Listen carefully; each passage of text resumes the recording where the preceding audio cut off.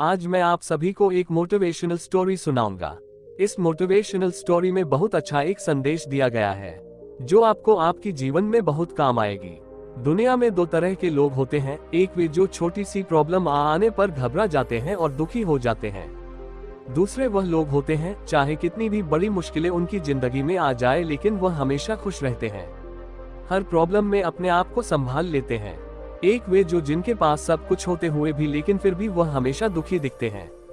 आपको हमेशा वे दुखी ही मिलेंगे। और दूसरे वे जिनके पास कुछ हो या ना हो लेकिन वह आपको हमेशा खुश दिखते हुए मिलते हैं, मुस्कुराते हुए मिलते हैं। आज हम ऐसे ही एक मोटिवेशनल स्टोरी इन हिंदी के बारे में बात करेंगे।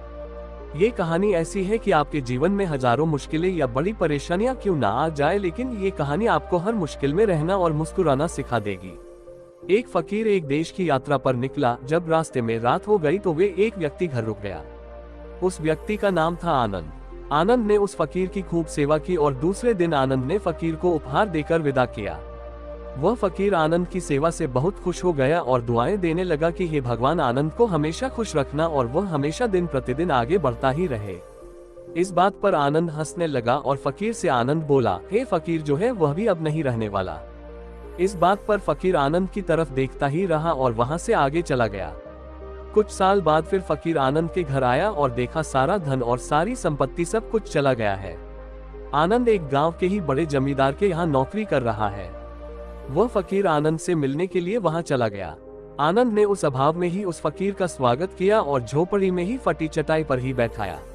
उसके पास खाने के लिए जो रुखी सूख रोटी थी वह खाने के लिए फकीर को दे दिया। जब फकीर वहां से जाने लगा तो उसके आंख में आंसू था और फकीर कहने लगा, हे भगवान, तुमने ये क्या किया? तो आनंद फिर हंसा और कहने लगाया, अरे फकीर, तू क्यों दुखी हो रहा है? ईश्वर हमें जिस हाल में भी रखे हमें हमेशा खुश रहना चाहिए, उसे धन्यवाद देना चाहिए। समय सदा बदलता रहता है और इतना ही नहीं, ये भी नहीं रहने वाला है। इस पर फकीर सोचने लगा कि मैं तो केवल वेश से ही फकीर हूँ, लेकिन सच्चा फकीर तो तुम हो आनंद। कुछ साल बाद फकीर फिर से यात्रा पर निकला और आनंद से मिला और देखा तो देखता ही रह गया, क्योंकि सब कुछ बदल चुका था। आनंद अब जमींदारों का जमींदार बन चुका था। उसे मालूम हुआ आनंद जिस जमींदार के यहाँ नौकरी कर रहा था उसकी कोई संतान नहीं थी और अपनी सारी संपत्ति और जायदाद आनंद को दे दी। फकीर बहुत खुश हो गया और आनंद से कहा, अच्छा हुआ वह जमाना गुजर गया, भगवान करे अब तुम ऐसा ही बना रहो। ये सुनकर आनंद फिर हंसने लगा और कहने लगा, फकीर, अभी भी तेरी नादानी बनी हुई है। फकीर ने फिर आनंद से पूछा, क्या ये भी नहीं रहने वाला? तो आनंद ने उत्तर दिया, हाँ, या तो यह चला जाएगा या फिर इसको अपना मानने वाला ही चला जाएगा।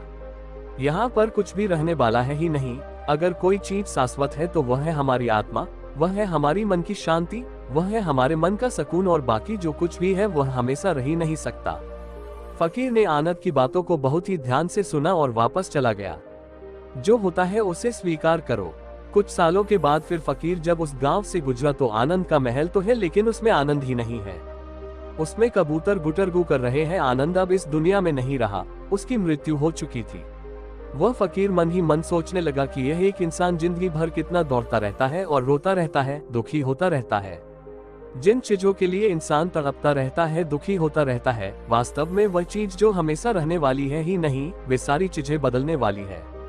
ये कहानी यह शिक्षा देती है कि हमारे जिंदगी में जब भी कोई मुश्किल, तकलीफ या दुख आए तो हमें ये सोचना चाहिए कि जिंदगी में इससे पहले मुश्किलें या उलझने आए तो क्या वे हमेशा रुकी रही? जैसे सारी मुश्किलें आकर चली गई वैसे ही यह भी मुश्किल चली जाएगी, ये भी हमेशा रहने वाली नहीं है। तो आप हमेशा याद रखिए कि जिंदगी में कितना भी बड़ा दुख क्यों ना हो, वह हमेशा रहने वाली नहीं है। ये दुख भी चले जाएंगे। एक बार अकबर ने बीरबल से कहा कि बीरबल, आज कुछ ऐसा लिखो कि जब मैं खुशी में पऊं तो दुख और जब दुख में पऊं तो खुशी हो। तो बीरबल ने लिखा, ये वक्त भी बीत जाएगा। ये एक ऐसा वाक्य है, जब इसे खुशी में पढ़ेंगे तो दुख होगा और दुख में पढ़ेंगे तो खुशी होगी।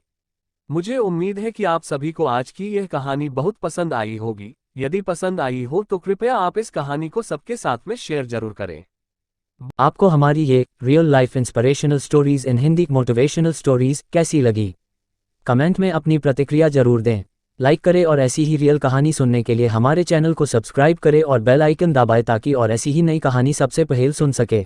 बहुत बहुत धन्यवाद।